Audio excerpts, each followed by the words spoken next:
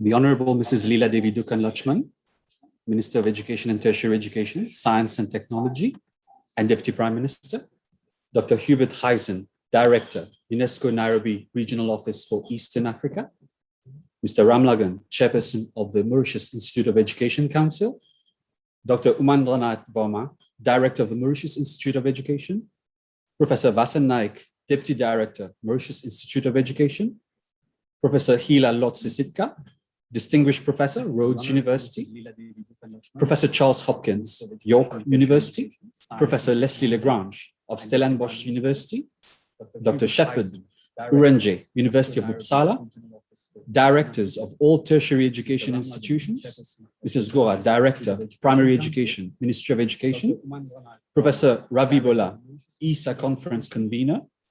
Dr. Prisha Ramsaru, President, EEASA Council. Members of the EEASA Council, members of the Local Organizing Committee, members of the ESD Organizing Coordination Team, the local and international participants, ladies and gentlemen, a warm welcome to you. I wish you a warm welcome to both our physical and our virtual guests to the 39th edition of the Environmental Education Association of Southern Africa International Conference.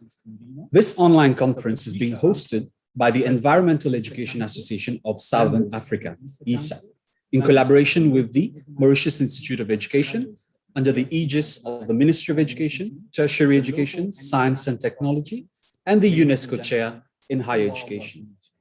The theme of the conference is Rethinking Education for Sustainability in an Era of Uncertainty, Opportunities and Challenges.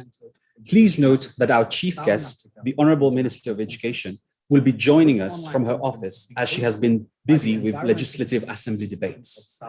It is also an honor for us to welcome leaders and representatives from partner institutions, academics and experts in the field as well. This truly reflects the importance being attached to research and discussions on sustainable education.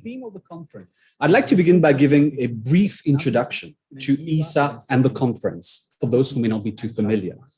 The context of the EEASA conference is to provide a unique platform for all relevant stakeholders, whether they be academia, researchers, educators, environmentalists, policymakers, the private sector, NGOs, and those operating at grassroots level, to share, critically reflect, and build upon the experiences of environmental education processes related to sustainable development over the last 10 years, and make recommendations for the future. Why do we need to rethink education? We're living in an era of uncertainty, and there is a need to rethink education for sustainability. You will agree that we are confronting various environmental issues, such as poverty, food scarcity, inaccessibility to water, climate change, and emerging diseases like the COVID-19. Life, as we know it, has drastically changed for millions of us for the past 2 years. Entire communities have come to realize the importance of basic needs being met in times of distress. Our sensitivity to environmental issues has also been reinforced. We cannot but admire initiatives by the younger generation to raise awareness about climate change and the need to care for our future. Active participatory citizenship is also on the rise. Only last year, our whole nation came together when confronting the ecological consequences of the wrecking of the MV Wakasho on our shores. Entire communities have come to realize. Understanding, therefore, the role of education and its potential in shaping sustainable values and lifestyles can be instrumental to transcending barriers and thinking of the world as a shared space. This conference seeks to elicit, engage dialogue and deliberations on this matter.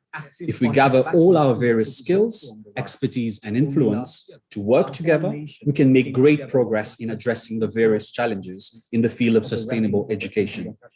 This conference is therefore a great opportunity for environmental educationists, teacher educators, academics, researchers, policymakers, and other stakeholders and partners to come together to critically reflect upon lessons learned and move forward together.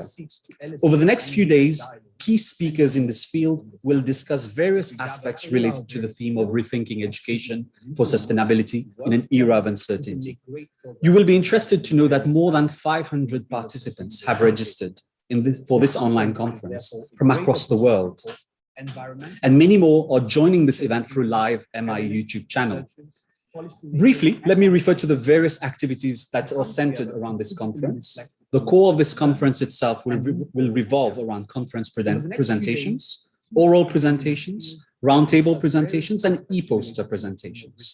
Other events will include the pre-conference workshop, which many of you may have participated in this morning, the art poster competition, a tree planting and distribution has already taken place, a physical exhibition, as well as a virtual exhibition of non-academic posters and art competition posters. This conference, of course, will also feature the EEASA annual general meeting, as well as a seminar on writing academic papers for the Southern African Journal of Environmental Education. So with such an action-packed agenda, it is our hope that every participant will find something enriching and that they will be able to contribute actively to the discussion. Hopefully, all these voices coming together will lead to a crystallization of ideas and towards practical resolutions that all nations can implement at their level. To begin, I would like to introduce our first speaker for this afternoon. Dr. Prisha Ramsarup is the director at the Center for Researching Education and Labor at the University of Witwatersrand in Johannesburg. Her research work focuses on green skill learning pathways for sustainable development and sustainability within vocational education. She's also, and more importantly, the current president of the EEASA Council. So it gives me great pleasure to now invite Dr. Prisha Ramsarup, president of the EEASA Council, to address you. I would like to introduce our first speaker for this afternoon. Dr. Prisha Ramsarup is the... Good afternoon, colleagues. From a very cold Johannesburg. The Honourable Minister, Ms. Leela Devi Dukan Lachman, Dr. Hubert Gieson, the Director of UNESCO Regional Office, the Chairman of the Mauritius Institute of Education Council and all fellow council members there, Dr. Varma, the Director of the Mauritius Institute of Education and all colleagues from the Mauritius Institute of Education, the distinguished keynotes for this conference, Professor Ravi Bula and all members of the local organizing committee, and to all EEASA members and future EEASA members, I greet you all in this opening ceremony of EEASA 2021, and I'm looking forward to joining you over the next 3 days. Colleagues, friends, and fellow EEASA members, education for sustainable development has had a long history in Southern Africa, and EEASA is the longest standing regional association concerned with education for sustainable development in the world. So after 39 years, EEASA has many things to celebrate. So as EEASA president, I am pleased to welcome you to this 39th conference of the Environmental Education Association for Southern Africa, together with our host, the Mauritius Institute of Education. As the EEASA Council, we are extremely grateful to the Mauritius Institute for Education for the tremendous passion and commitment they have shown as hosts of EEASA 2021. They have put together, as has been explained to all of us now, an engaging program that I am sure will engage and attract many ESD researchers across the region. Colleagues, as we gather online today for our second virtual conference, we have to acknowledge it has been an unprecedented 18 months. The pandemic has surfaced extraordinary human resourcefulness and potential. But sadly, the pandemic has also exacerbated and revealed many of the deep-seated historical and structural challenges in our society. So ESD friends, as we continue to build back better, as the UN likes to remind us, as we build back better towards a more sustainable and just society post-COVID, we contemplate the theme, rethinking education for sustainable development in an era of uncertainty, opportunities and challenges. So as we deliberate the many challenges facing African communities, like loss of economic security and livelihoods, deepening poverty and vulnerability, lack of access to clean water, hunger, food security, increased educational inequalities, exacerbated by the digital divide, as we have been seeing now. Let us remember and probe the implications for transforming education systems as we engage as ESD practitioners and deliberate what a more sustainable and just future will mean for us all as Africans. Colleagues, a glance through the list of presentations planned for the next few days reveals the amazing diversity and scope of ESD work happening in this region. We can only be proud as ESD practitioners and EEASA members of the incredible work that's going on in the region. I am so grateful, and so is on behalf of the Council, to the many researchers who have come to join us over the next 3 days to share their knowledge and expertise. I welcome the many representatives of governments, industry associations, educators, academics, and NGOs who have joined us online. Just a reminder that all sessions will be streamed live on YouTube. So please remind and encourage your colleagues and associates to log in. Colleagues, I am sure that we are all going to have very fruitful and rewarding deliberations in the next few days. And I look forward to learning about the outcomes of your debates and meeting all of you online. Finally, again, the EEASA Council extends a huge gratitude to the Mauritius Institute of Education, to Professor Bula and Dr. Varma, who have led their various teams to produce the exciting and dynamic program that holds together EEASA 2021. And we sincerely hope that you will all be joining us at EEASA's 40th anniversary next year for EEASA 2022. Thank you for your participation and for your support of African networks. Thank you again. Thank you, Dr. Ramsarup, for your encouraging words. I will now move on to our next speaker, Professor Ravi Bola, who is the convener of the EEASA 2021 conference. Professor Bola is currently the head of the Science Education Department at the MIE and the Education for Sustainable Development Coordinator as well. He has led several research and outreach projects related to ESD. He has also been a member in the EEASA Council in the past and has also been active in the SADC ESD Research Network led by Professor Lodz Sisitka. Thank you, Dr. Ramsarup, for your encouragement. So I now invite Professor Bola to address you. I will now move on to our next speaker, Professor Ravi Bola, who is the convener of the EEASA 2021 conference. Professor Bola is currently the head of the Science Education Department at the MIE and the Education for Sustainable Development Coordinator as well.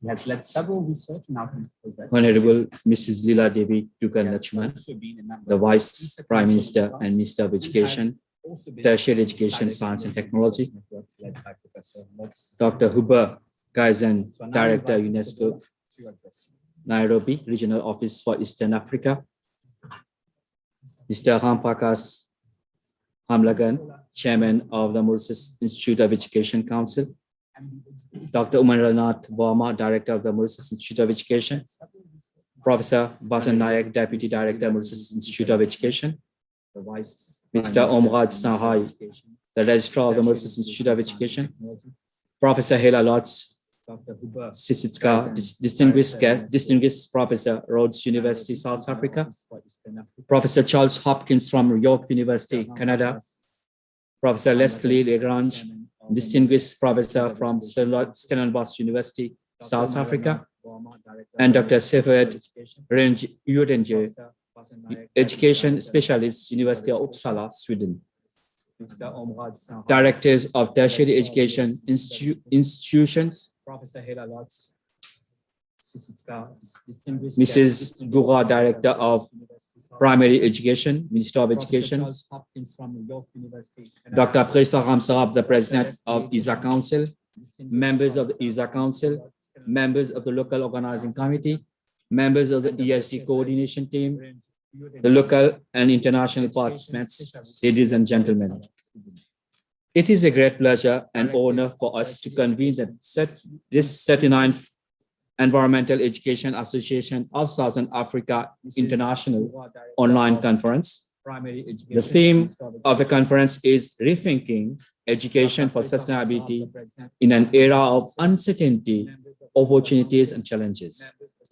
Let me first take this opportunity to welcome all of you very warmly to this EEASA conference, namely the over 500 registered participants who are attending this conference from different parts of the world, such as USA, Canada, UK, Sweden, Germany, Lesotho, Botswana, Namibia, Seychelles, Rodrigue, and Mauritius.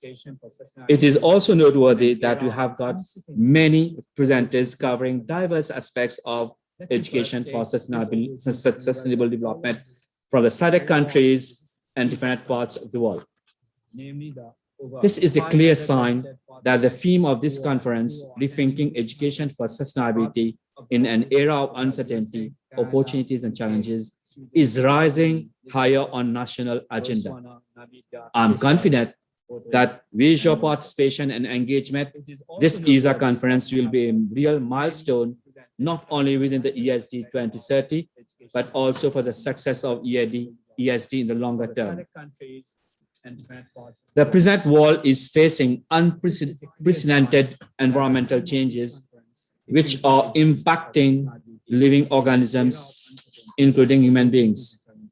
Climate change, food insecurity, improper waste management, and poverty are some of the major global environmental issues. The COVID-19 pandemic is spreading among global populations. As of January 2021, including the UK variant first found in London and Kent, a variant discovered in South Africa, and a variant discovered in Brazil. This disease has decimated people and severely affected various industries and sectors, including tourism, agriculture, and education of most countries, leading to various societal problems. We are thus living in an era of uncertainty, and there's a need to rethink education for sustainability. This conference therefore seeks to elicit engaged dialogue and deliberation on these environmental issues. The conference also aims to encourage a dynamic and far-reaching reflection on the transformative power of education. It seeks to engage policymakers, academia, researchers, practitioners, and a range of institutions in rethinking or reorienting education systems from preschool to adult learning in formal and non-formal settings in ways that promote equity, innovation, and sustainable development. Honorable Minister, ladies and gentlemen, in a world trying to come to grips with a major financial and economic crisis, with COVID-19, environmental degradation, and climate change, with social tensions and conflicts, there is growing consensus that the international community must unite to prepare a better world for the future. The UNESCO World Conference on Education for Sustainable Development held in May 2021 has tried to mobilize support for ESD for 2030, the UNESCO program on ESD for the next decade, while also raising global awareness on sustainable development challenges and the crucial role of ESD as a key enabler for the successful achievement of all sustainable development goals or SDGs. This EEASA conference undoubtedly provides another important platform for all relevant stakeholders from the region, including the small and developing countries or states in the region, to engage, discuss, and reflect thoroughly on the following themes of the conference. So theme 1 is about rethinking education for sustainability towards sustainable development goals, formal education settings and systems, higher education, secondary and primary education, technical and vocational education, and training and early childhood education. Third theme 2 is about sustainability in formal and informal education, complement or compete. Third theme 3 is about social justice and education for sustainability. Subtheme 4 is green skills and sustainability. Subtheme 5 is transformative learning and other pedagogical innovations. Subtheme 6 is education for sustainability during and in the post-COVID-19 era, role of science and technology. Subtheme 7 is research methodologies for education for sustainability. Subtheme 8 is COVID as a driver for education to respond to the SDGs. This EEASA conference will undoubtedly enable us to engage with target 4.7 of the recently defined SDGs, which promotes the following transformations in education systems around the world. That is, by 2030, ensure all learners acquire the knowledge and skills needed to promote sustainable development and sustainable lifestyles, human rights, gender equality, promotion of a culture of peace and non-violence, global citizenship, and appreciation of cultural diversity and of culture's contribution to sustainable development. My dream to organize this conference has become true today because I could work a journey with great people like Mr. Kemra Sukna, who is no longer here, Dr. Jim Taylor, Mr. Mike Ward, Dr. Khalid, Dr. Dib, Dr. Sepet Urenchi, Professor Hela Lotz Siska, Professor Rob O'Donoghue, Professor M.J. Ketloy, Dr. Tich Besalnai, Dr. Justin Lupile, Dr. Rosalind McMinn, and with my MI colleagues, Dr. Jayanti Noga, Mr. Mohan Sipasad, and Dr. Anwar Ramjan, and most importantly, a very important ambassador of environmental education or education for sustainable development, very environment conscious and caring director, Dr. Umaranath Verma. I would like to thank our director, Dr. Verma, for believing in me and giving the opportunity to convene this international event. He is also retiring at the end of this month by completing another very important event, UNESCO event on climate change education that will take place on 29th and 30th, probably last day of Dr. Verma. We wish him a happy and safe retirement. I also wish to thank Mr. Mohan Sipasat, Dr. Nazira Abbas, Mr. Pile Jagamram of the ESD coordination team, the local organizing committee members, scientific committee members headed by Professor Anwar Ramjan, the secretariat and supporting MI staff. I also heartily thank Dr. Presha Ramsharaf, the president, Ms. Ulisa, the secretary, Professor Yurita Rosenberg, and other members of EEASA Council. I express my sincere gratitude to all local and international sponsors, including the director of UNESCO Nairobi. We are also very grateful to Dr. Saba Bukhari from UNESCO Nairobi for her constant help and support. We are deeply honored by the presence of Honorable Mrs. Leela Devi Dukan Lachiman, the Vice Prime Minister and Minister of Education, Tertiary Education and Science and Technology, who believes in education for sustainability. She has been supporting all initiatives on education for sustainable development in the Republic of Mauritius. Her online presence, despite her hectic schedule, is a clear sign of her strong commitment to promote ESD in the Republic of Mauritius. Finally, I sincerely hope this conference will be fruitful to all participants, and we are looking forward for the outcomes and recommendations of the conference for the Mauritius Declaration. I thank you all, and I wish you a pleasant conference. Thank you very much.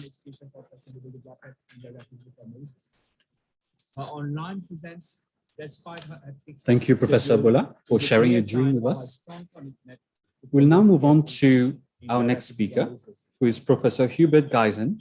Professor Geisen has an established career of about 38 years in both the academic field and in international cooperation for sustainable development. He is Professor of Environmental Biotechnology and has published over 400 articles and books and presented numerous keynotes in the field of water management, microbiology, environmental sciences, biotechnology, and related areas. Professor Geisen has served in numerous international advisory functions and has had a series of senior positions across various countries, where he's now currently a UNESCO regional director and representative. In 2015, Professor Gijssen was appointed as the regional director of the newly established UNESCO regional office for Southern Africa in Harare, Zimbabwe. So I'd now like to invite Professor Gijssen to address us. Thank you, MC. Honorable Ms. Leela Devi Dokuan Luchman, the Vice Prime Minister and Minister of Education and Tertiary Education, Science and Technology, esteemed organizers of the conference, distinguished UNESCO chairs, professors, academics, panelists, also a special welcome to students from across Africa and beyond. Dear colleagues and friends, greetings from the UNESCO Regional Office. A very good afternoon and welcome to all to this international online conference on rethinking education for sustainability. As you will know, UNESCO has just last month convened the World Conference on Education for Sustainable Development, which was held in Berlin in Germany. And this conference was organized similar to this one in a hybrid fashion. And it was attended by almost 3,000 participants from 161 countries. So I think that says something about the importance that countries and people attach to the subject. In addition, there were more than 10,000 live stream viewers from the public live stream. And I'm very happy to see and to note that you also have a public live stream because it allows many more people to come on board. And this really brings in practice some of the lessons that we must have learned from this COVID pandemic. Not everything is negative. There is also positive lessons. And that is, we don't always need to travel to meet. And via connectivity, we make events even more accessible and inclusive. And in addition, imagine the amount of carbon dioxide emissions and financial resources saved. And I'm pleased to see that this conference also makes its contribution in that respect. So thanks to the organizers for this. Dear colleagues, as we know, our world today is one of rapid changes and complex challenges. While societies are getting younger and more connected than ever, global mobility and migration are on the rise. The number of new conflicts worldwide is rising also, along with levels of inequality. We see poverty, environmental pollution, intolerance and violence remain huge challenges. While climate change is threatening our course to a sustainable future and bringing with it an increase in natural disasters and spurring refugee movements. And then the COVID-19 pandemic has added a new dimension to these daunting global challenges and trends. Now, in the midst of these rapid challenges and changes, the way we think and act, the way we teach and learn must also change profoundly. So indeed, let's rethink education for sustainability. As Mandela said, education is the most powerful weapon you can use to change the world. I think that is a very powerful statement and very appropriate in the context of your conference. And we at UNESCO believe that education for sustainable development indeed can help change the way we think and act. ESD supports efforts to equip learners with the knowledge, the skills, the values, and the attitudes that are needed to contribute to a more sustainable world. The United Nations General Assembly Resolution 72-222, that was in 2017, reaffirmed UNESCO's role as the lead agency on ESD, and it recognized ESD as, and I quote from the resolution, it says, an integral element of the SDG 4 on quality education and a key enabler of all the other SDGs. End of quote. And then there is the 2019 UN resolution number 74/233, which reinforced this by calling upon countries to enhance their ESD implementation. UNESCO, by promoting ESD, is leading the development of this new humanistic approach, this search for fresh, dynamic answers to old questions. ESD aims to develop skills that empower individuals to question and reflect on their own actions, to examine their current and future social, cultural, economic and environmental impacts from a local and a global perspective. Through ESD, learners are able to gain critical life skills and the capacity to become positive actors in the pursuit of sustainable development. It is clear that the importance of ESD is increasingly recognized on the world stage. We have made some enormous progress in this respect, and the UN decade of ESD, which was from 2005 to 2014, as you remember, really helped to achieve this. The decade led by UNESCO triggered numerous and encouraging initiatives in many of the member states. The Global Action Program on ESD, that was the official follow-up of the decade, focuses on boosting ESD actions at all levels, and the latest global framework, the ESD for 2030, calls on governments to give ESD a prominent place in their policies and education programs. So ESD is at the heart of the ambitious 2030 Agenda for Sustainable Development and the SDGs. ESD is not only a crucial element of Target 7 under SDG 4, and as the resolution that I cited previously states, it is really a binding element running across and in fact connecting all the 17 SDGs. Environmental education also provides opportunities to strengthen science education, STEM education.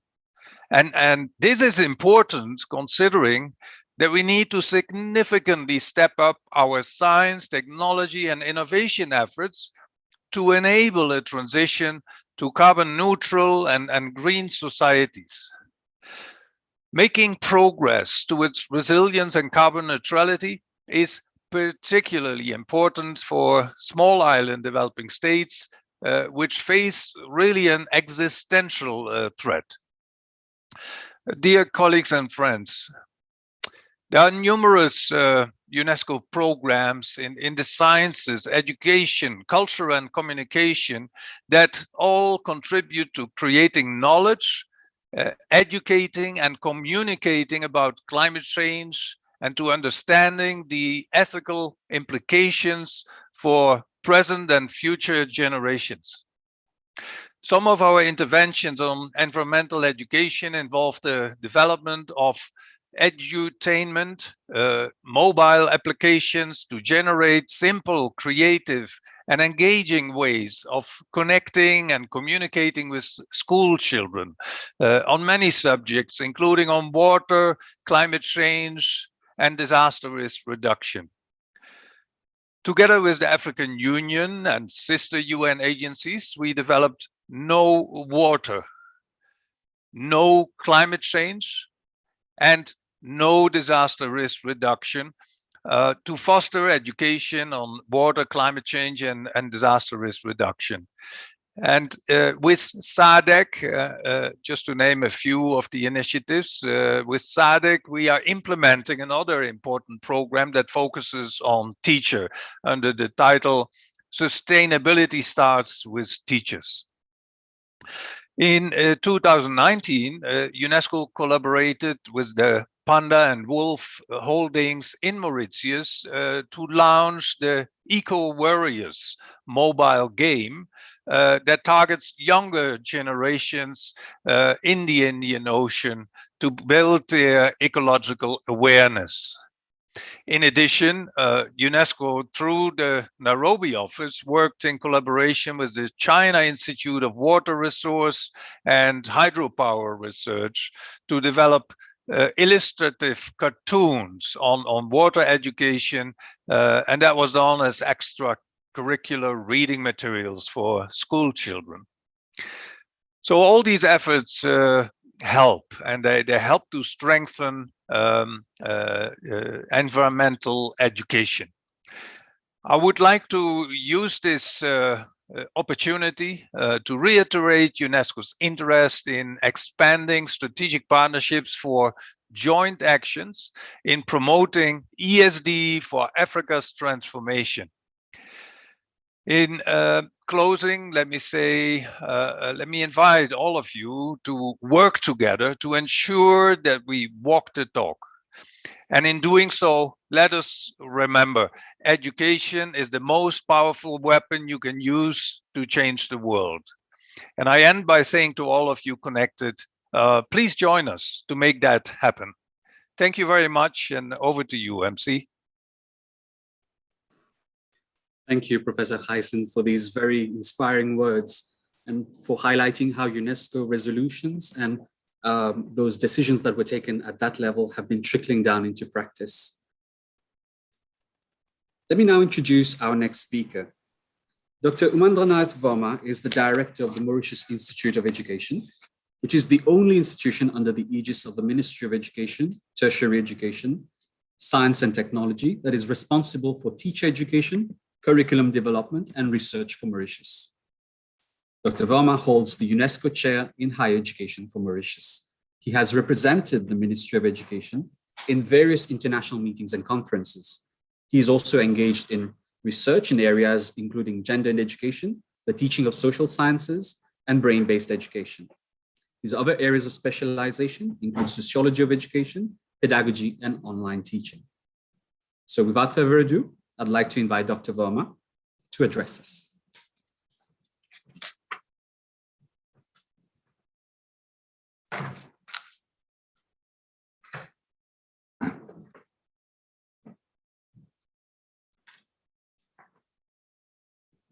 Thank you very much. Honorable Leela Devi Dukan, Vice Prime Minister, Minister of Education, Tertiary Education, Science and Technology. Dr. Hubert Hysen, Director, UNESCO Nairobi Regional Office for Eastern Africa. Mr. Ramprakash Ramnagan, Chairperson, Mauritius Institute of Education Council. Professor Vasan Nayak, Deputy Director, MI. Mr. Sarai, Registrar, MI. Professor Helialots Sisitka, Rhodes University. Professor Charles Hopkins, York University, Canada. Professor Leslie Legrange, Stellenbosch University, South Africa. Dr. Shepard Uranje, University of Uppsala, Sweden. Mrs. Gura, Director, Primary Education, Minister of Education. Director of all TIs. Ashit Professor Abibullah EEASA Conference Convener. Dr. Presha Amsurup, President, EEASA Council. Members of EEASA Council, members of local organizing committee, members of the ESD coordination team, local and international partners, ladies and gentlemen. It is with much pleasure and honor that all of us from the Mauritius Institute of Education welcome you to the 39th EEASA Conference. The EEASA Conference is indeed a well-established tradition, which you must have heard from the previous speakers, with a very strong advocacy for environmental education and education for sustainable development. The theme of the conference revolves around the challenges of the COVID-19, our adaptive capacity, and debates on how we should adapt to the challenges without losing sight of the goals we have set ourselves for 2030. It would be appropriate to inform you that the MIE is a higher education institution under the aegis of the Ministry of Education.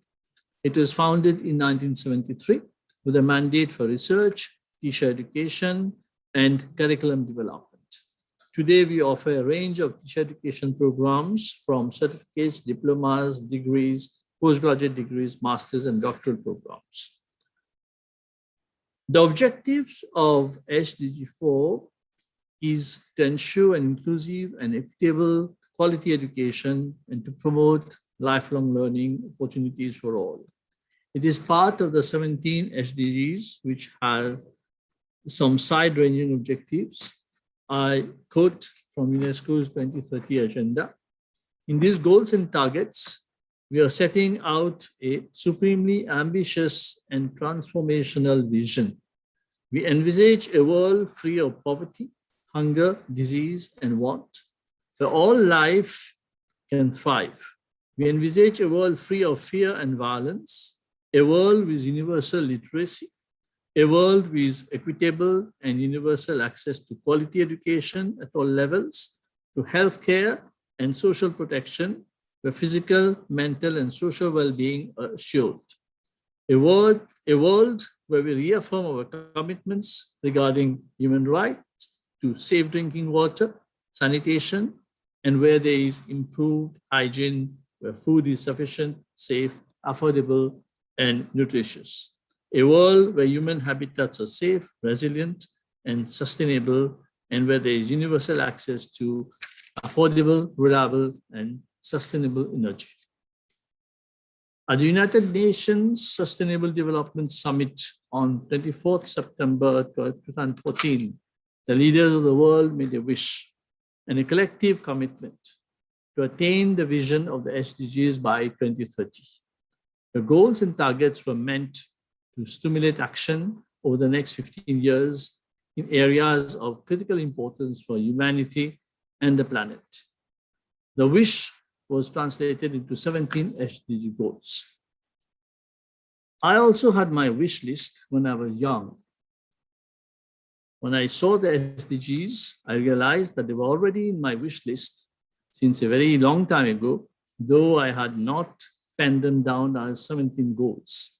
In fact, my wish list could be better expressed through the words of one beautiful song, What a Wonderful World. And not to sound too controversial, it made me wonder whether the SDG goals were not a remix version of the wonderful dream of Louis Armstrong's iconic ballad, What a Wonderful World, because it portrayed way back in 1967 the exact picture of the world which the SDG aims for 2030. The hope expressed for education is genuine and indisputable in the SDGs. I would draw attention to the quality education statement made at the Session of Supervision and Curriculum Development, USA, which summarizes so clearly our wish. It states, educators cannot work with young people every day without a belief that they're making today and tomorrow better than yesterday. Education is a right, as stated by the SDGs. A quality education is an imperative because it is not enough to attend school. Rather, all children must be able to fully benefit from the experience. Unquote.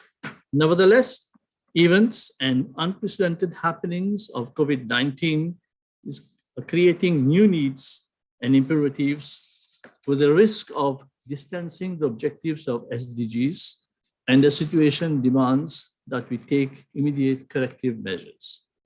The SDG 4 is closely related with SDG 16, which speaks of rights and obligation.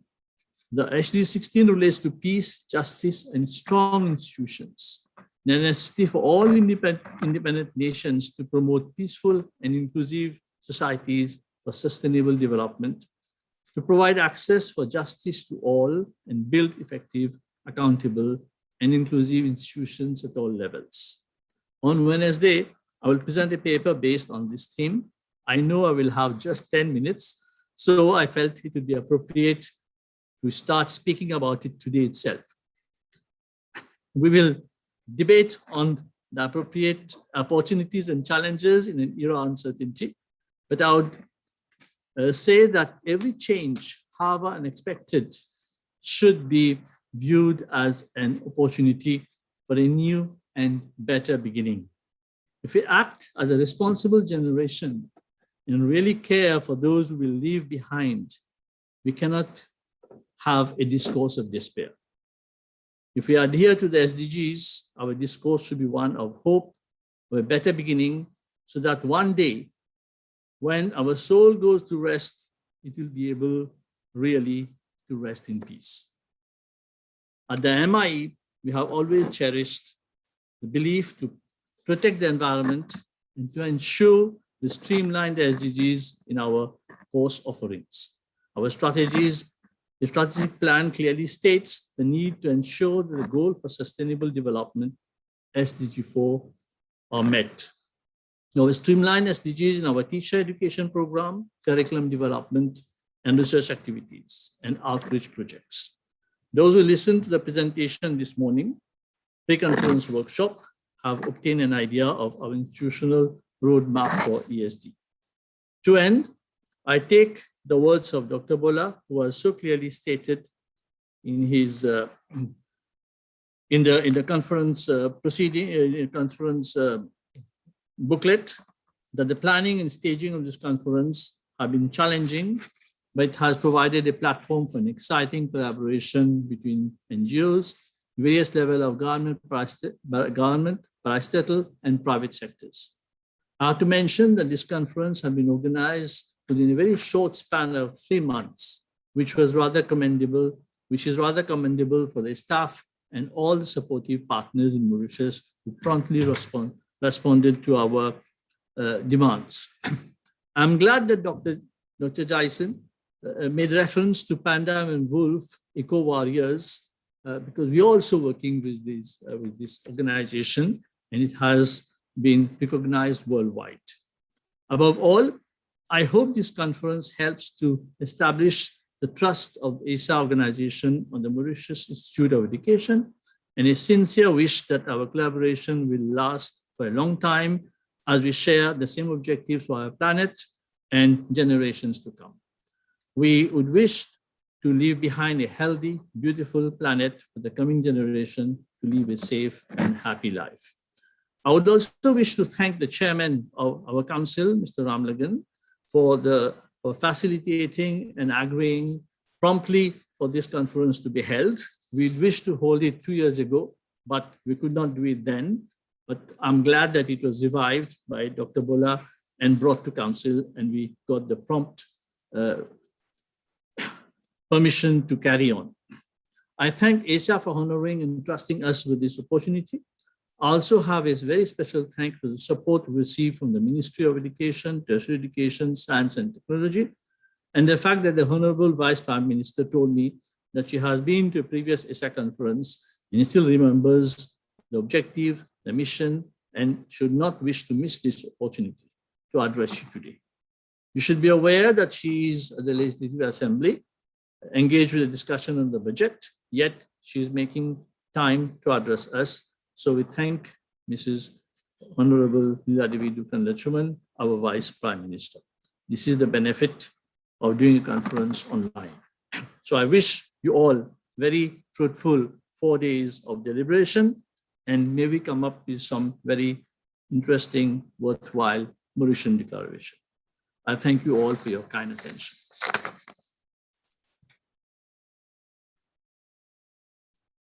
Thank you, Dr. Verma, for sharing your wish list. And let us hope that the resolutions that we take by the end of the conference will constitute the ingredients for this wonderful world that you have talked about. Let me reiterate our conference convener, Professor Bola's appreciation for supporting towards you, for supporting all the initiatives pertaining to the organization of this conference. So thank you. I now have the pleasure to invite you to view and listen to a poetry performance on education for sustainability. This performance was prepared by Dr. Hukum Singh, Mr. Payandi, Ms. Permal, and our holistic education trainee educators at the Mauritius Institute of Education. Enjoy.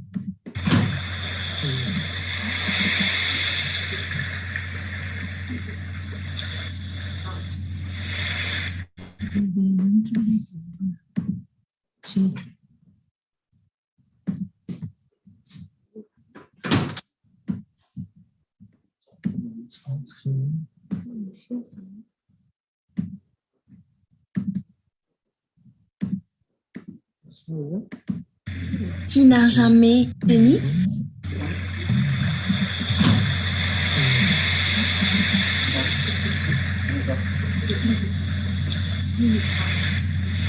Qui n'a jamais écouté le chant des vagues, un chant si mélodieux, si doux? Avez-vous pris le temps d'écouter leurs paroles ces dernières?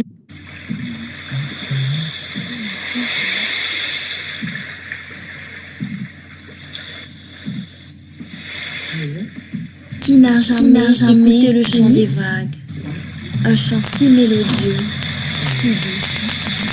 Avez-vous pris le temps d'écouter leurs paroles ces dernières décennies?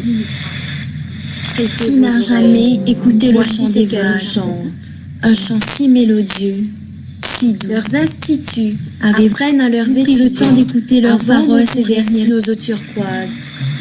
Les ont-ils préparés avant nos eaux après la marée noire? Quel chant fabuleux, n'est-ce pas?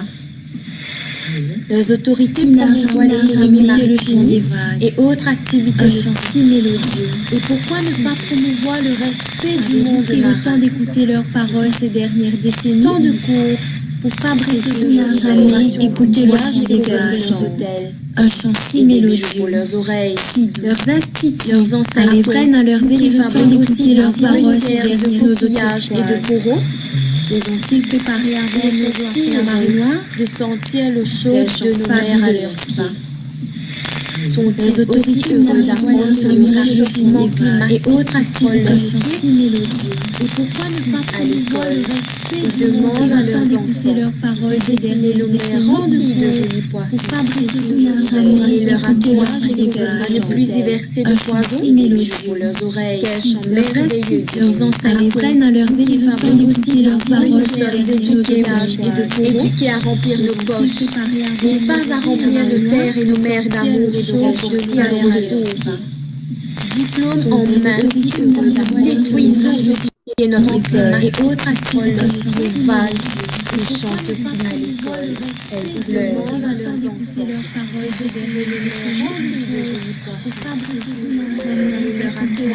à ne plus y verser de poison pour leurs oreilles.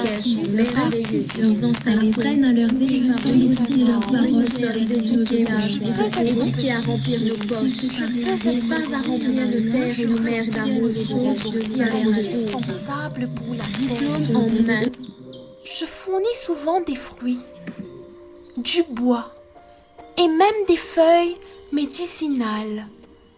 Ma générosité est sans limite. On me reconnaît la capacité de transformer le gaz carbonique en oxygène. Grâce à moi, vous avez de l'air pur indispensable à votre survie. C'est moi, votre ami, l'arbre.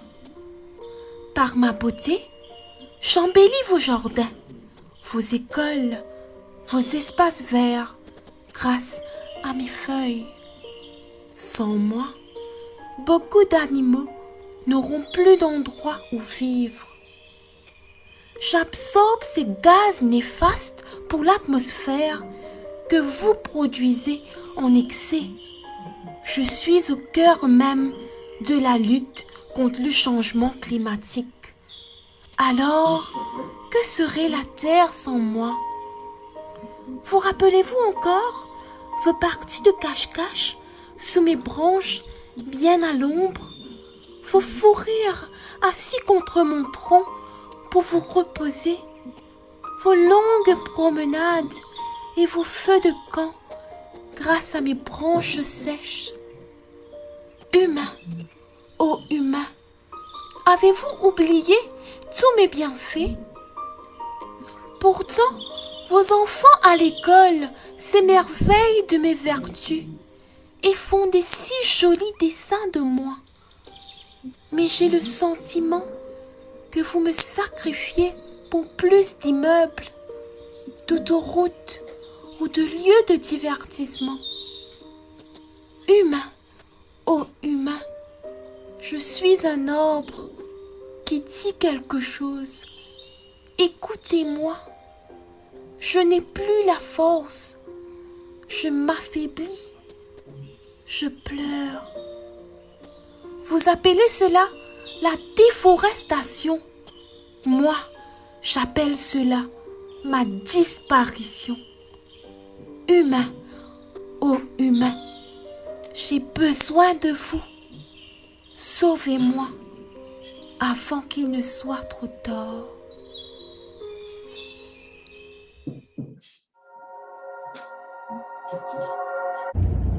The world is a great place to be. We need to appreciate it fully. For that, we need to live simply, to be happy. Human beings are not the kings. Human beings do not need everything. We need to think of what is best for the rest. The world is interconnected. We will all be affected. The sick and the sandwich. Will they always be at reach? Pure and clean water. Without them, imagine our plight. Fauna and flora diversity is respecting them not their duty. Can education nurture our loyalty?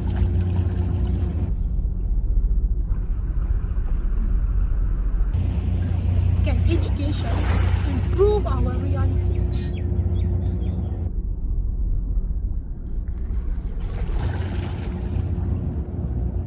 With education, we can do right to make everyone's future bright. To make the world a better place, educate to use less, to produce less, to waste less. Being minimal will help become responsible. Being responsible will help become sustainable. Education is the key. Education for sustainability. Simplicity is the plea. Simplicity is the key to sustainability.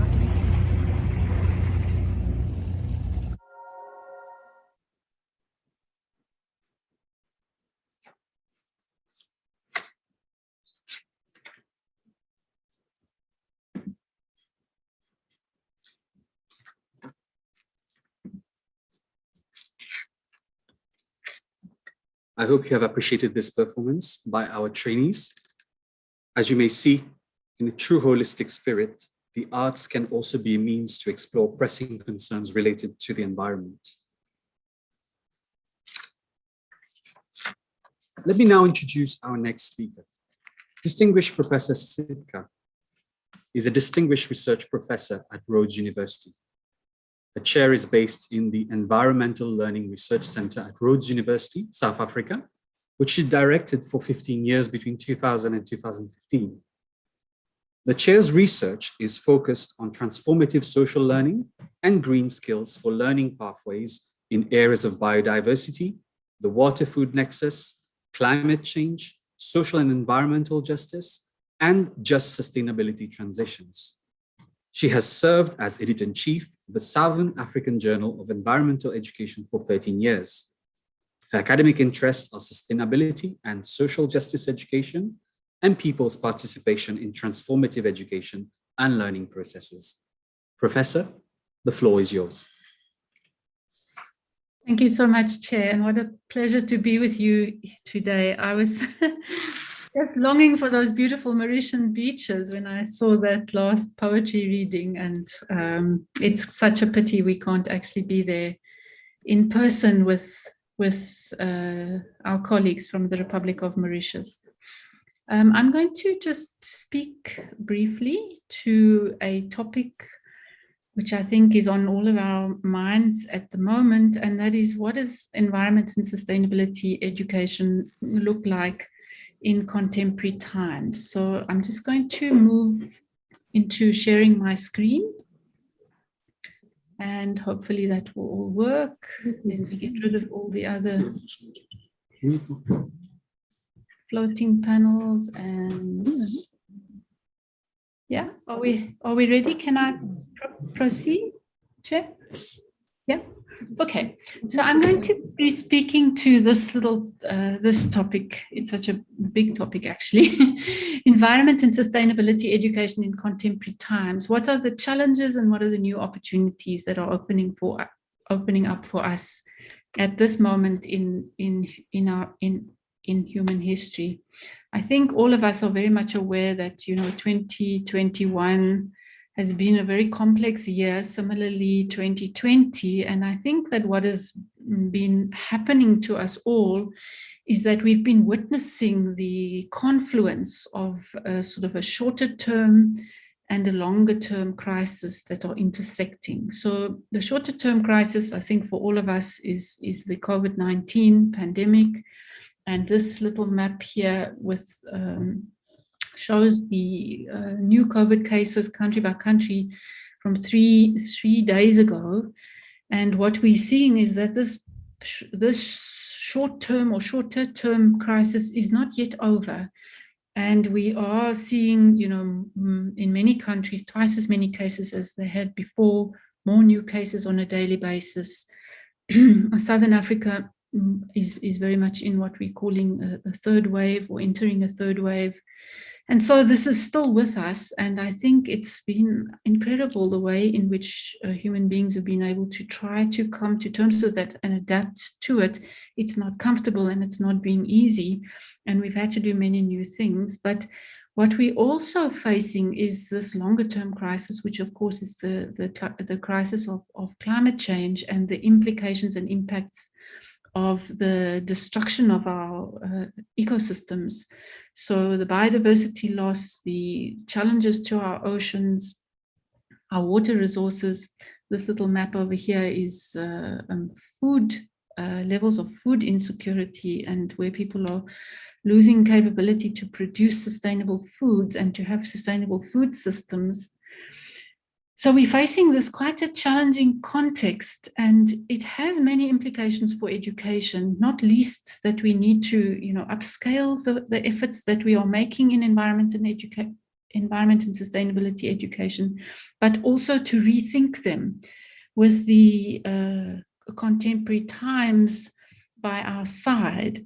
So when the COVID-19 pandemic first erupted in this part of the world here in South Africa, Southern Africa, we immediately hit a massive triple challenge of food insecurity, unemployment, loss of livelihoods and work opportunities, women particularly losing their jobs during the lockdown and having to take on double care functions, becoming teachers and mothers at the same time, and also in many parts water insecurity. So this was such an interesting period for us, because what happened was it just opened up the fissures in our societies that were already there, but they became so apparent so quickly.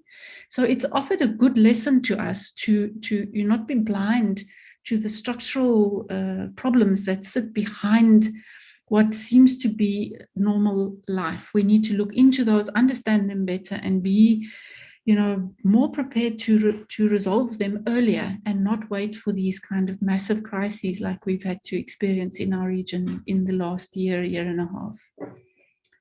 So one of the things that we did early on in the pandemic was to just think about, well, what does this mean for education? And I worked with a fantastic group of young researchers from across Southern African countries. I think it was 9 Southern African countries, SADC countries, and we joined this, what was a very exciting thing called the Researchers Challenge. Open up your thinking. How can you get involved in thinking about the contemporary times as a young person, as a scholar researcher? And we made a theme in this program called ESD and the intersections with the food, water, and economic or livelihood crisis, because we could see it just so much in our faces at the early stages of the pandemic across all of our countries. And we wanted to learn from each other and think about what this means for our field. What are the opportunities that are opening up for the field of environment and sustainability education when we see this kind of crisis breaking around us? We did a lot of engagement across the region in a very short period of time. We interviewed, I think, up to 100 different people, and we had many people responding to a questionnaire across the region. And what was so interesting was that we could see the impact of this pandemic very quickly onto food insecurity, where people were reporting, for example, only 1 meal a day, the deepening inequality and impacts, the intersecting nature of the issues came through, which is of course very important for interdisciplinary or transdisciplinary type of learning. We can't separate the issues when they hit us in reality. So we need to develop stronger interdisciplinary thinking, transdisciplinary thinking. The livelihoods brought the issue of economics to the fore. And then we also discovered from a lot of the data across the countries that we have very important interregional dependencies and impacts that occurred, because we kind of share one space. We're not just independent nation states. We're actually a region that is trying to live and work together. One of the quotes which really sort of struck me was this point somebody made. They said, it's at times like this that you realize that poverty kills. And that in a way just speaks to the deep-seated challenges, the sort of structural challenges that we have behind what seems to be, or what comes to be, normalized in the everyday. So this research project was really, really nice, and I really loved it because we did this work into the hard issues and understood them and saw the intersections, but we really put an emphasis on trying to think about the transformative direction for ESD coming out of this period, very, very difficult period for Southern Africa. And we had a sort of resounding sense between us that we don't want no going back to normal. We want a just recovery. We want to build forward better. We want to be transformative, and we want to be regenerative in our work as we move forward.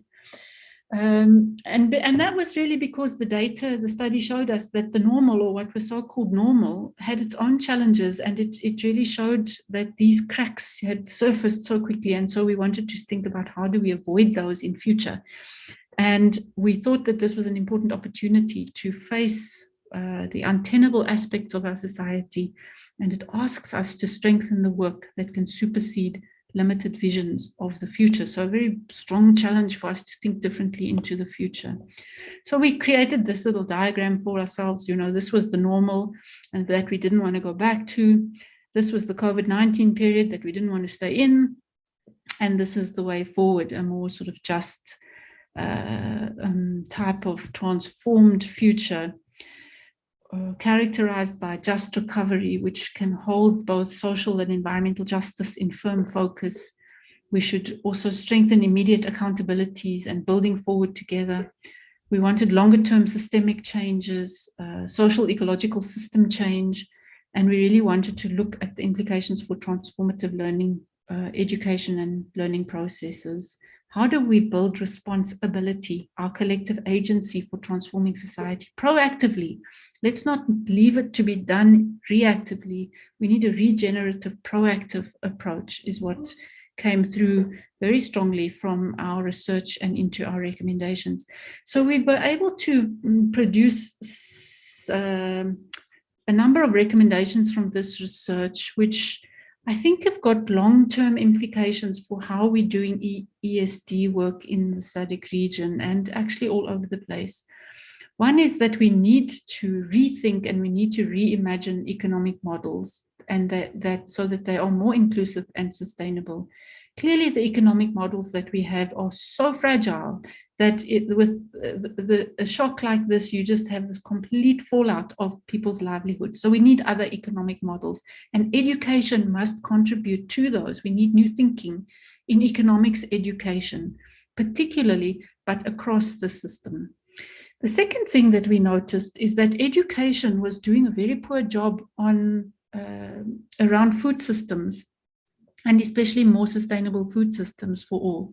So we felt that we should recommend that education, transforming education for a sustainable future, should contribute to the emergence of more sustainable food systems for all. And that means we need to go into our curriculums and look at them. How are they supporting, development of more sustainable food systems? Very, very critical for our region. And it's a very key area, I think, that we should take into EEASA, is much more work on more sustainable food systems. So I'd invite everybody at the conference to go to those presentations, to think about them, to bring them into their own work. Then the third one was really looking at interagency and multi-sectoral partnerships for sustainable development action and service delivery. And that was the simple things such as the Department of Water Affairs being able to work with the Department of Basic Education to make sure that our schools have got water and toilets, because that was one of the main reasons why the schools stayed closed here, was because there was no water in the schools and the sanitation systems weren't functioning. And you can't, be running a pandemic or response to a pandemic if those basic things are not working in your education system. Then we felt that there was a need also to look a lot at the quality of education in the public education sector, and to facilitate access to ICTs and stronger parental participation in education, because we found in our research that it was the children in the public sector that were being left behind. Children in private schools were being well catered for in terms of quality education. They jumped online, went onto ICTs, and the parents were there ready and able to offer the parental support. So the public school sector needed, a lot more support, so that they don't just fall into behind and those children don't just get left out of the system.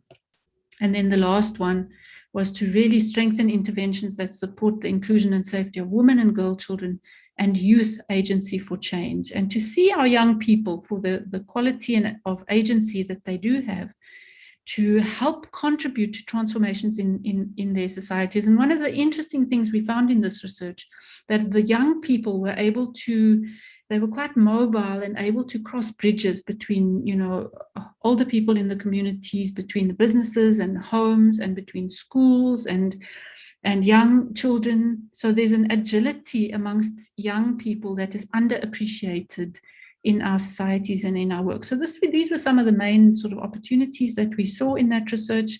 And then we also thought about them at different levels. What do they mean for different levels? So micro level experiences, more the meso level, regional and provincial level, macro level, and then, the much wider type of level. And the research team made recommendations at all of those levels. There will be a round table on this research later on in the week. So if you do want to come and join this conversation, then please do, because I think it's quite an important set of recommendations that have been made, and we really want to discuss them further with colleagues in EEASA. But I think the important one for looking at, sort of people at a local level, there's very strong recommendation here to strengthen responsibility, our collective agency, and the transformative abilities in order to cope with the kinds of crises that we're talking about, that we learned from the COVID-19 pandemic. And what we then decided was to look at the policy, and we've got SDG target 4.7, which of course is a very strong policy item that is guiding ESD. And so what we said is we should interpret this with depth and meaning, and we should see ESD not just as a technical or a pedagogical process, but we should see it as a systemic and emancipatory transformation process in our society. And we should make use of this policy clause around SDG 4 target 4.7 and really make the most of it as we move forward in our societies together. So that's the invitation to the EEASA community and to all of us, policymakers, educators, ministries of education. Let's really do what we can with this policy gap that we've been given by the SDGs, and let's see how we can really give meaning to it in a Southern African context with depth and emancipatory transformation potential. So we also now have this new opportunity that is just opening up for us. I'm sure Hubert would have given you some orientation to that, and we'll hear more about it throughout the conference. But we have the ESD roadmap, which has just been released by UNESCO, ESD for 2030, and that is ready to strengthen the role of education in relation to the SDGs and in relation to societal transformation. One of the things that I love a lot about this document is that it actually asks us also to look into the sort of structural dimensions of our societies and really look for deep transformation through education. So to move away from sort of superficial activities, but to really go and look for the deep sides, the depth of the transformations that we need in our societies, as we also found from that other research.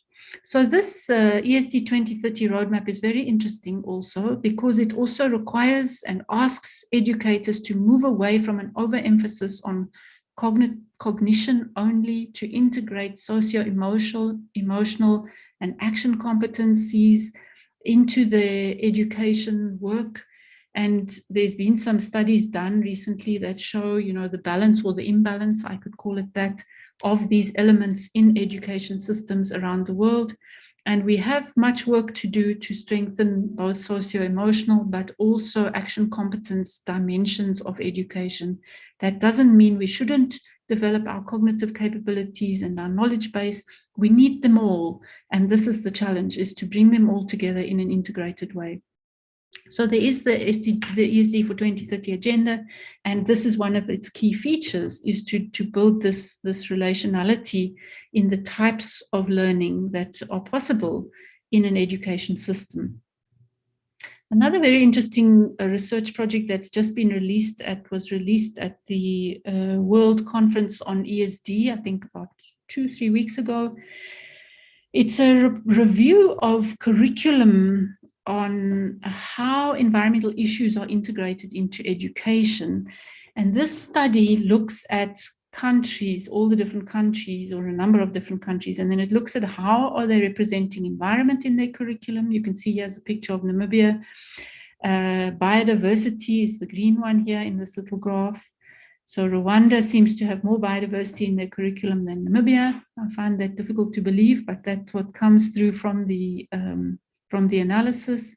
Sustainability, how much is sustainability emphasized in the curriculum, and how much is climate change emphasized in the curriculum? And what is the balance in these curriculum areas? So the findings of this study basically says that we need to, fast track learning for our planet. So students need more support to learn and act for our planet.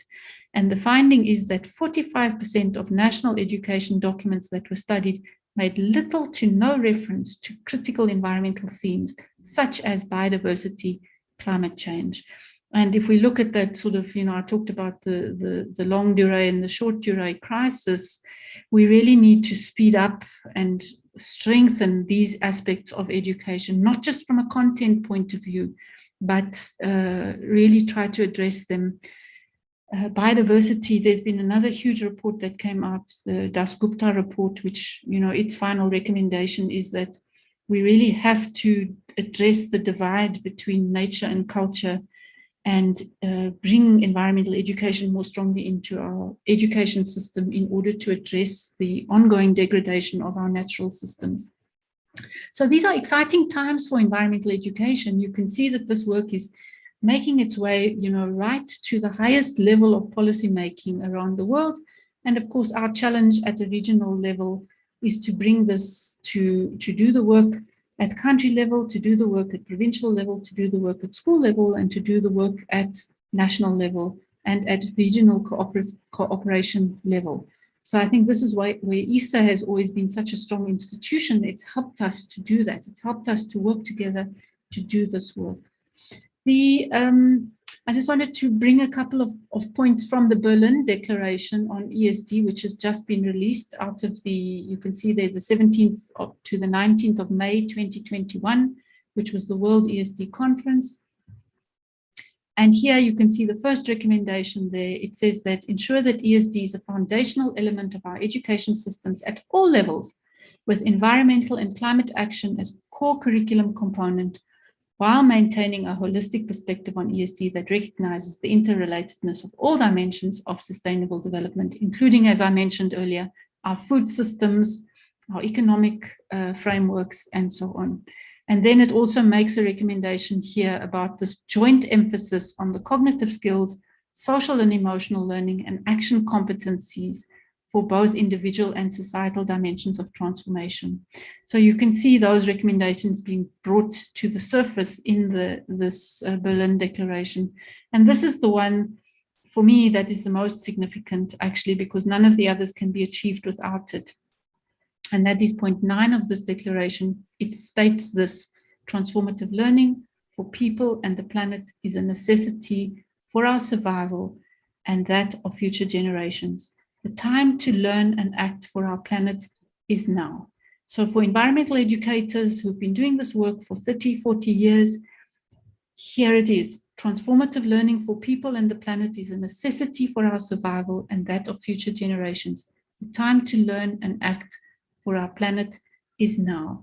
And that is an invitation for all of us to step up the transformative learning. And I really loved the video that I was watching as I joined into the session, the poetry, the use of the arts. That's a form of transformative learning. We're able to do more with more modalities for learning and to transform our learning. So one of our challenges is to continue to work on transformative learning and to understand transformative learning and to articulate transformative learning in our education systems. What does transformative learning look like in your context? Can you explain it? Can you assess it? These are the things we need to be looking at. What does transformative learning look like in a community organization working with farmers to try to improve food systems? What does transformative learning look like in Economics 101 curriculum in our universities? You see, these are the things we can be asking ourselves across the education and training system.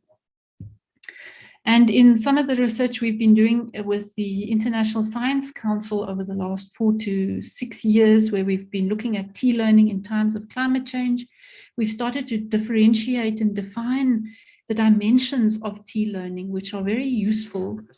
Sorry, if I could just interrupt you for a few seconds. Could you just hold on for some minutes? We're just having the minister who can free herself only for a couple of minutes and will come anytime soon to talk to us. So would you be able to hold on for a few minutes? Yeah, I can wrap up if you like. Or that would be great. Yeah, thank you.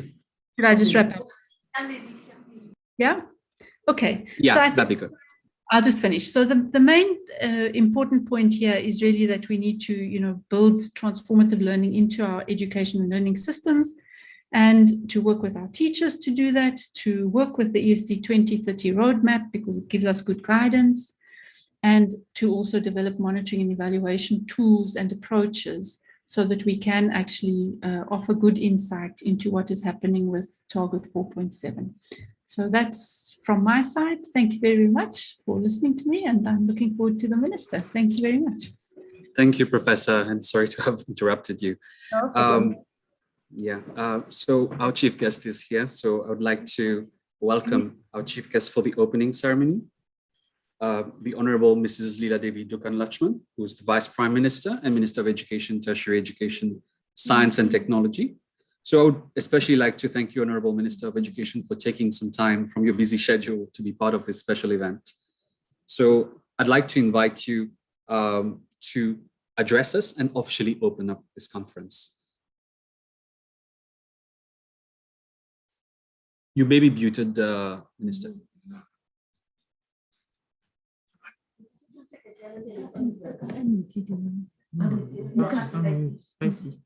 Non, là-bas, nous quand muter, et puis ici nous quand muter, en de participants.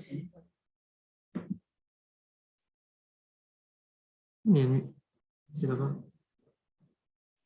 We're not hearing you, Honorable Minister. So if someone could help you at your level.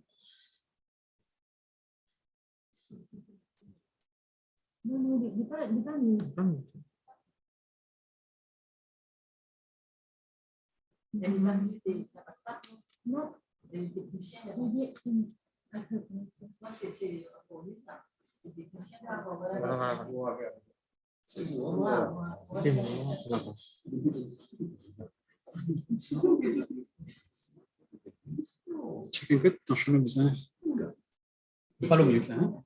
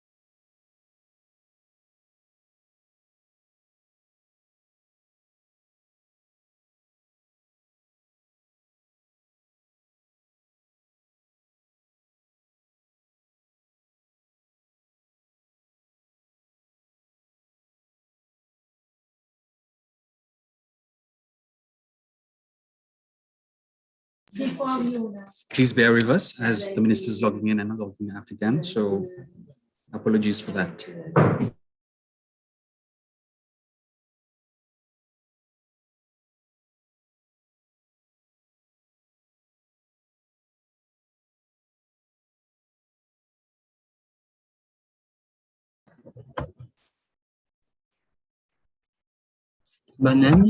Connexion initiative.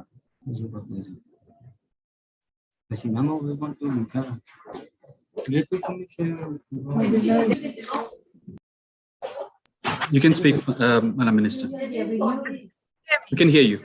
We can hear you. Okay. So Dr. Herbert Jizan, Director of UNESCO Nairobi Regional Office for Eastern Africa.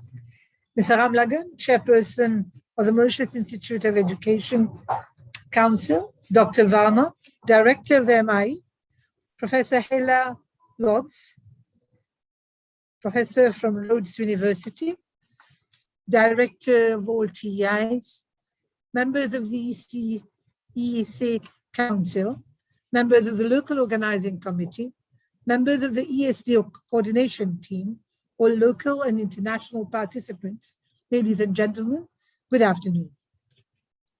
I guess we have all now come to see virtual meetings like this one as part of the new normal. And in fact, we have taken this new mode in our stride.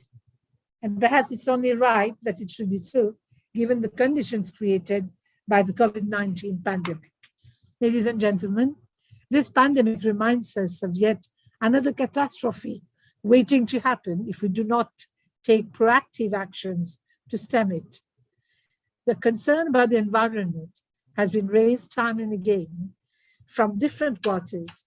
I guess we can all agree that there is today a consensus on the fact that our planet's environment is changing in an unprecedented manner. There is no gainsaying that this change is alarming for our future, especially at a time when societies are undergoing profound shifts in their demographic makeup and social and economic fabrics as well. Globally, people have been witnessing many threatening and havoc-causing issues such as climate change, social injustice, poverty, war, diseases, and pandemics, while we are all still dealing with age-old tuberculosis and the more recent HIV/AIDS. We also view with concern the phenomenon of overconsumption, among others, occurring almost everywhere in the world and very much in Africa today.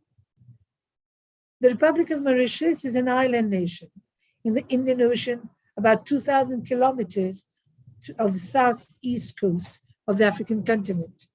But we are not spared from many of the environmental challenges that the rest of the world confronts. Mauritius is highly vulnerable to climate change. We are currently situated in the 13th position on a measure of countries subject to vulnerability. We're also the 7th most exposed country to natural cataclysm like cyclonic conditions and risks pertaining to heavy rainfall. Events witnessed lately, flash floods, oil spills, the loss of beach land through erosion, the global rise of sea level to the tune of 3.2 millimeter per year, the threat to our biodiversity, and the COVID-19 pandemic are nothing else but wake-up calls for all stakeholders and civil society at large to be vigilant and prepared to face any adverse situation. But all is not lost. We are still fortunate that human beings are resilient. We have also come to realize that we have reached a tipping point where it is incumbent upon us to take steps to stem the tide. Thus, there have been various initiatives at the international and country levels that have prompted the elaboration of national and institutional policies and strategies to drive and implement specific action plans to successfully deal with the environmental issues. Thus, the government of Mauritius has taken sweeping measures to minimize the use of plastic, and we are forging ahead with several other measures to ensure that the new generation inherits a healthier and cleaner space. Ladies and gentlemen, it goes without saying that education is an essential to develop an awareness of such threats. It is through education that we can help internalize what an African proverb beautifully captures in the following words. If you want to lean on a tree, first make sure it can hold you. Education is one means that we can and do resort to urge every citizen to be aware of preventive actions to protect and save the environment from further irreversible change. Nobody today contests the fact that education is an essential tool for achieving sustainability. People around the world recognize that current economic development trends are not sustainable and that public awareness, education, and training are key factors to moving society towards sustainability. Thus, educational institutions have a major role to play in the successful implementation of the SDGs. In truth, you can simply address the issues involved by merely simply address the issues involved by merely paying lip service to them. The entire notion of education for sustainability and its ramifications have to be embedded in the system. Otherwise, it would be like trying to tell the color of someone's clothing from his shadow, as another African proverb puts it. This explains why we have gone to the lengths to mainstream sustainable development through several projects and programs in the education sector. Indeed, education for sustainable development has been an inherent part of national policies for education across the subsectors, including the Tibet sector.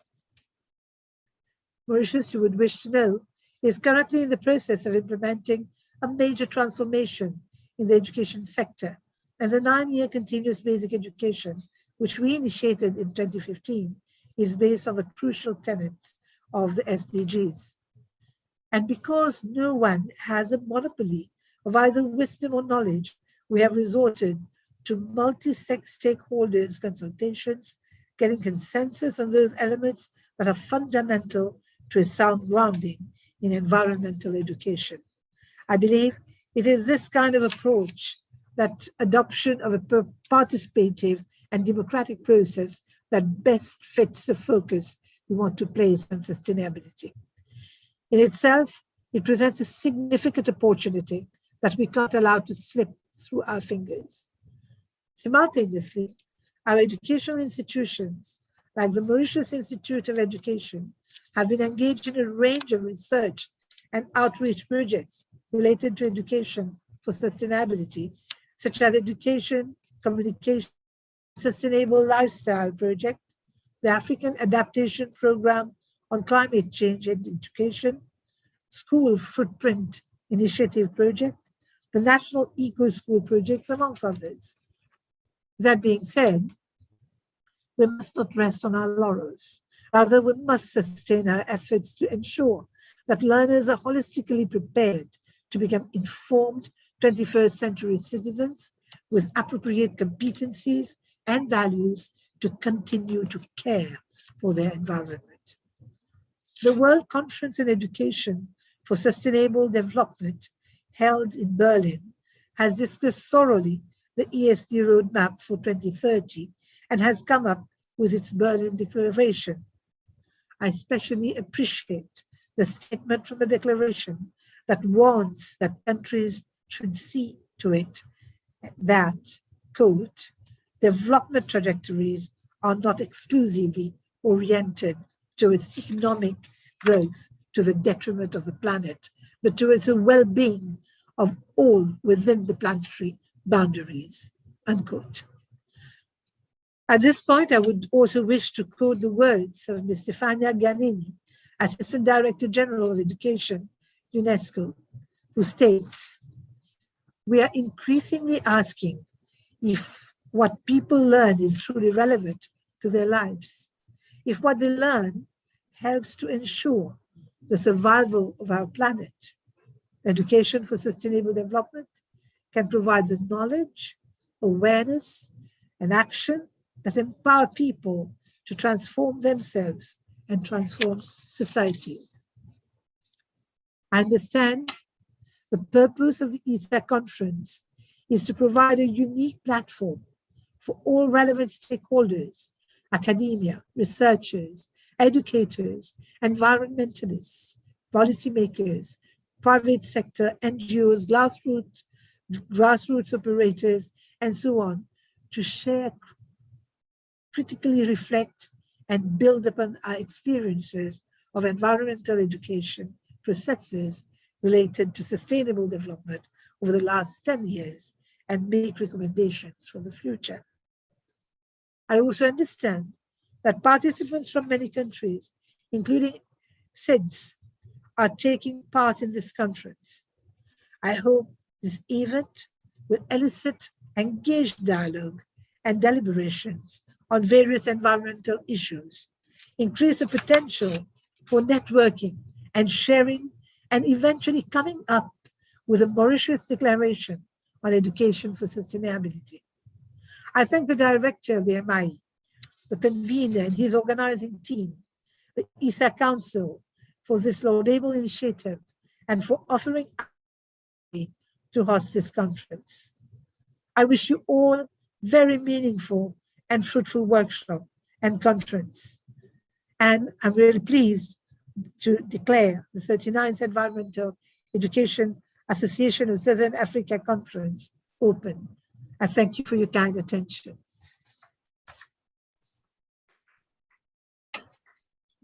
Thank you, Honorable Minister, for your kind words and for your inspirational words. So would you have a few minutes more to spare to help us out? We would like you to proclaim the results for our poster competition.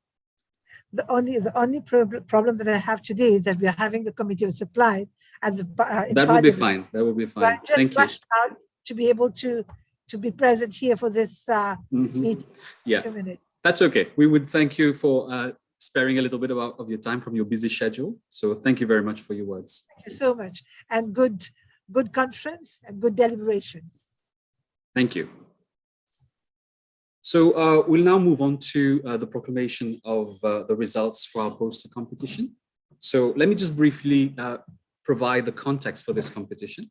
So in the context of the EEASA 2021 International Conference, a poster art competition was organized. Okay. This involved 4 categories of participants: primary school students, secondary school students, post-secondary and tertiary students, and finally the general public. There were 82 submissions. 4 jury panels were set up to evaluate the submissions using appropriate criteria that were relevant to the conference theme. It was decided to hold the prize giving on the occasion of the opening of the EEASA 2021 International Conference. Therefore, we take this wonderful opportunity to announce the results of this competition. Given that large public gatherings are not appropriate in this context, the winners will receive the prizes at a later stage. So without further ado, we'll now pass on to the award of the prizes. And in the absence of the minister, who is taken up, we'll invite Mr. Ramlagan, chairperson of the MIE Council, to announce the results.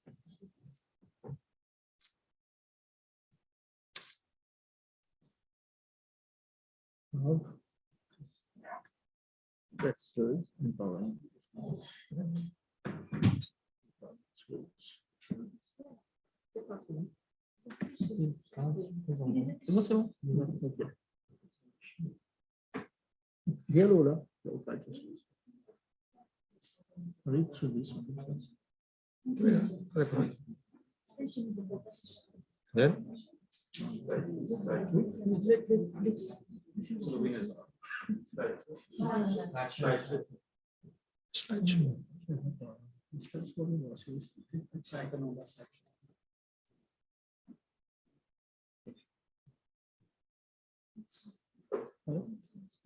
right. Okay. The winner for primary, second runner-up, Godia Gregory.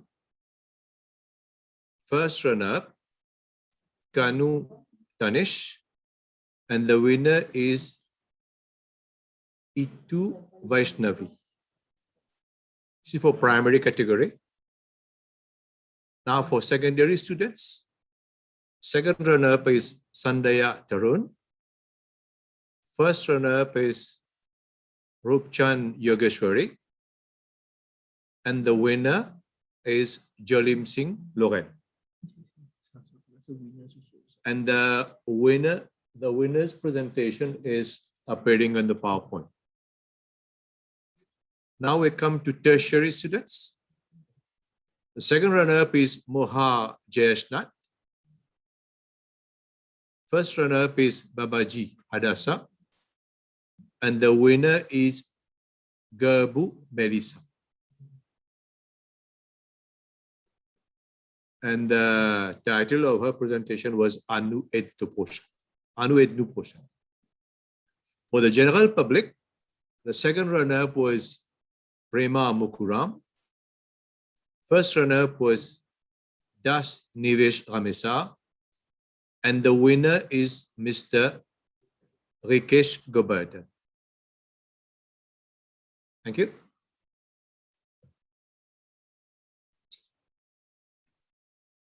Thank you, Mr. Ramlagan, and my heartiest congratulations to all the participants and the winners, obviously, and runner-ups of the different categories.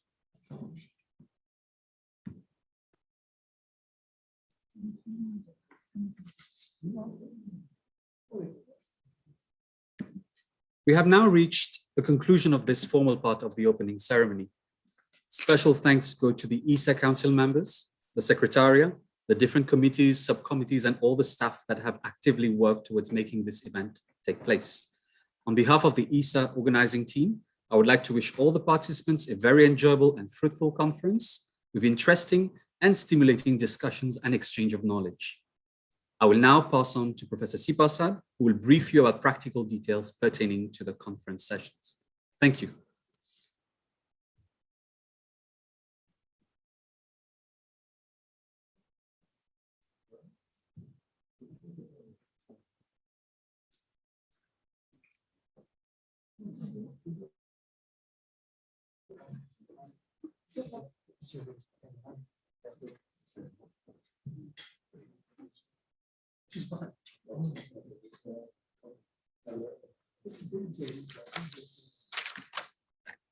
Hello, everyone. So I'm going to lead you through the program that we have prepared for the conference. We have already completed the pre-conference part in the morning, and then we have already completed the protocol part, that is the opening of the conference. So now we are left with the main events of the conference, that is the different parallel sessions and roundtables.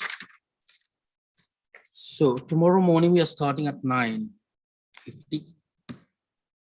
We are going to have a session on practical updates. That is, my colleague is going to explain to you the events of the day.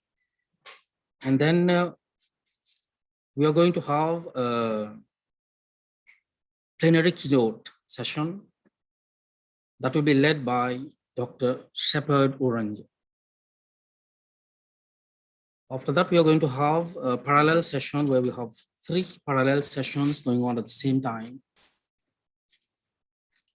And the Zoom links have been provided, so you have to click on the Zoom links to get access to these presentations. The chair of the session is going to be Professor Rob Donoghue. The second session, Professor Ramjon is going to chair the session. And then we have the third Zoom link provided for the third parallel session that is going to be chaired by Professor Rama. At 11:15 to 12:45, these 3 parallel sessions will take place. And then after that, we're going to have a break from 12 to 1:30. And during this, you would have seen that during the break, we're going to have video feeders. That is, we have acquired some videos from our local partners. We are going to stream these videos one after the other, and it depends on the duration of the break. We are going to have multiple videos that will be streamed. After this, at 1:30, we are going to have another roundtable session that will be chaired by Dr. Varma.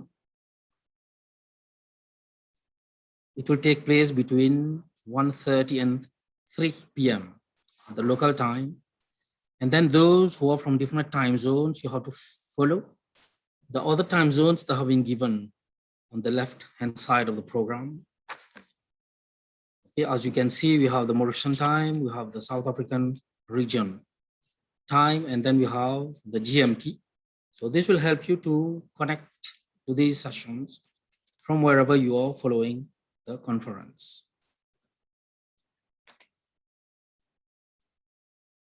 We have a second roundtable session starting at 3:15 and then it will end at 4:45. This will be led by Dr. Chikunda from UNESCO Rosa and also co-chaired by Professor Hela Lotz Sizitka from the Rhodes University. After a short break, we are going to have another set of 3 parallel sessions, which will be chaired by Dr. Ojo, Professor Bisundial,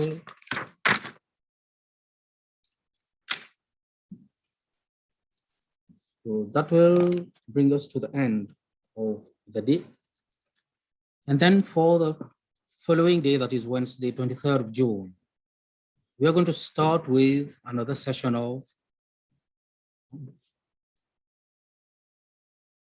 okay, so we have for program for the day 2, in the same way you have to follow all these different sessions. And then for the day 3, we have another set of 2 parallel sessions, and then you have roundtable. Finally, we have the e-poster session, and then another important workshop that will be the writing of an academic paper. Okay, so that ends the day 3, and then in day 4 you have we are going to start with parallel session, a set of paper presentations, and then we have a closing ceremony that we have organized. That will be Thursday in the afternoon. So I think that will be all from our side, and we close the session because we have to prepare for tomorrow. Okay, so we have a final short address by the convener. Thank you. Just one information I wish to convey to all participants regarding the e-posters. The e-posters we have already posted on the conference website. You just have to go, then the website is provided and you will see the e-posters. And at the same time, we want you, go through the e-poster. If you have any questions, do send the questions to the email address that we have already provided in the program handbook, in the program. So we'll take up all the questions will be taken up by the chairperson during the e-poster session. Thank you.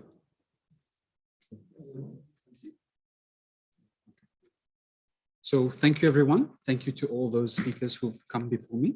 So I'd like to wish you all a very fruitful conference starting tomorrow. See you.